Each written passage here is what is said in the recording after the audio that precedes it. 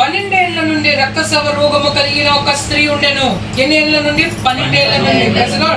ఆమె అనేక వైద్యుల చేత ఎన్నో తిప్పలు పడి తనకు కలిగినదంతయు వ్యయం చేసుకుని ఎంత మాత్రమును ప్రయోజనము లేక మరింత సంకటపడెను. ఈరోజు నువ్వు చేసే కార్యాలు కొన్ని నీకు ప్రయోజనకరంగా లేకపోవచ్చు. చేసావు, వెళ్ళావు, నమ్మావు, నమ్మించుండొచ్చు, నమ్మి చేసి ఉండొచ్చు. కానీ ఆ కార్యాల వల్ల నీ జీవితంలో బాధపడుతున్నావు. ఎందుకు ఇలా జరిగింది? నాకు ఎందుకు నాకు ఈ బాధలు వచ్చాయి? బాధపడుతున్నావా? అయితే ప్రియమైన దేవుని బిడ్డ గుర్తుపెట్టుకో, జరిగిందేదో జరిగిపోయింది. బాధపడితే నీకు టెన్షన్ ఎక్కువ అవుతుంది తప్ప మిగిలింది ఏమి లేదు. కానీ ఒకటి గుర్తుపెట్టుకో, నీకు నీ దేవుడు అన్న వారు ఉన్నారు.